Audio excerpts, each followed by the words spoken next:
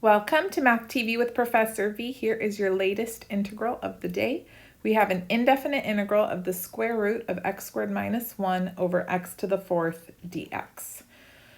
So it is trig sub time, indeed. Which trig sub do you use? Oh, not that. I wanted here. So when you have the variable squared minus a constant, it's time to use secant. So in this particular case, I'm going to say let x equal secant theta, and then we need to figure out what dx is. So derivative of secant theta is secant theta tan theta d theta. Great, so now let's rewrite our integral all in terms of theta. So I'm going to have radical. Instead of x squared minus 1, that's secant squared theta minus 1 over x to the fourth, that's going to be secant to the fourth theta. And then my dx is secant theta tan theta d theta. Here, let me color code for you. dx is right here. X to the fourth, ba-dum, ba-dum, x squared minus 1, et voila.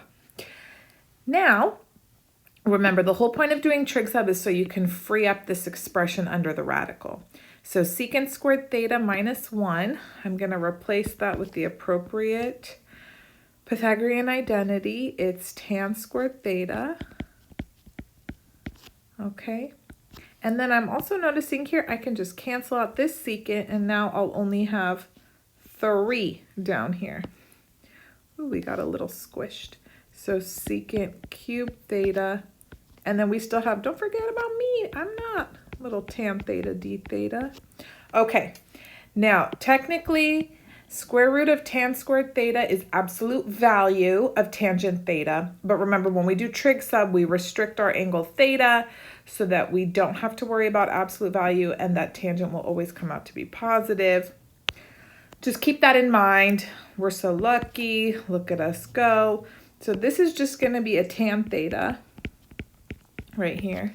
And then I have another tan theta, which means I'm left with tan squared theta over secant cubed theta d theta. Now, if you think back in the previous lesson when we did a bunch of trig integrals and they involved tangents and secants, it was when we had products of tangents and secants. In this case, we have a quotient, right? Tangent squared over secant cubed. So in this sort of scenario, what I like to do is just go back, rewrite everything in terms of sines and cosines. And usually it's just more manageable, nicer on the brain, okay? So tan squared theta, I'm going to rewrite that as sine squared theta over cosine squared theta. And then I'll just scoot this little guy. If I have secant cubed theta in the denominator, that's the same as having cosine cubed theta, right, over 1 d theta.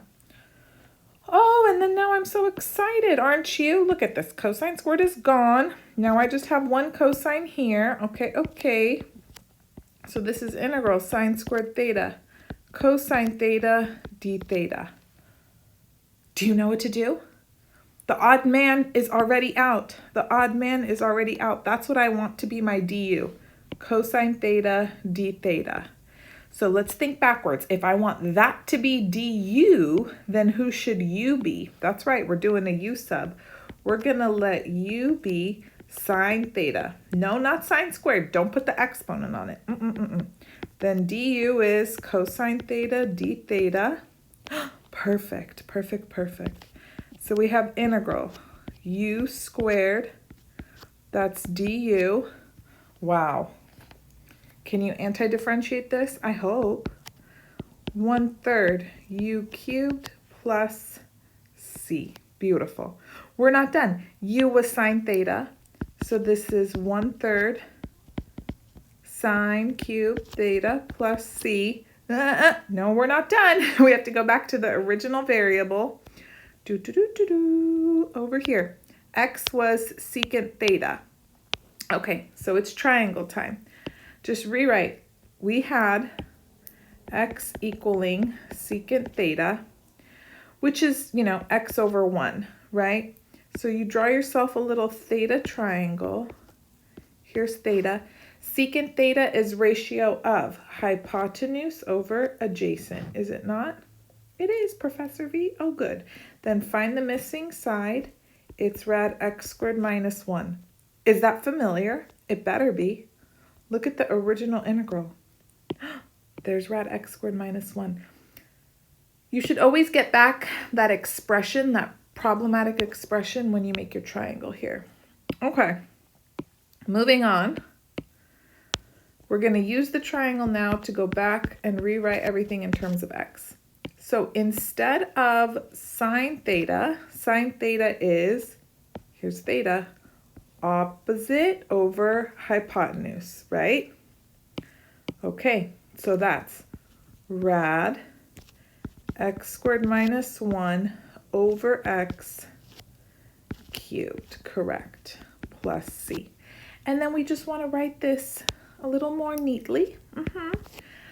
Radicals cubed, it's not pleasing. It's just not. So I'm going to write this as x squared minus 1 to the 3 halves. Oh, I feel better already.